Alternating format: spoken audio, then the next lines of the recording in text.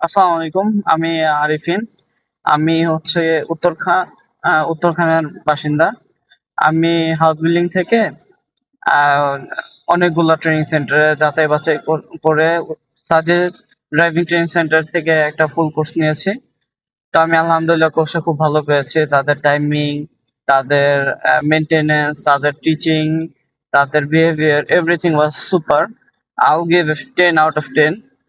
তো আশা করি আপনারা যারা এরকম হাত ক্লিয়ার করতে যাচ্ছেন বা বাইরে গিয়ে প্র্যাকটিস করতে যাচ্ছেন, বা যদি আপনারা এখান থেকে লাইসেন্সও নিতে চান, তাহলে আপনি এখান থেকে খুব ভালো ফ্যাসিলিটি পাবেন বলে আশা করছি।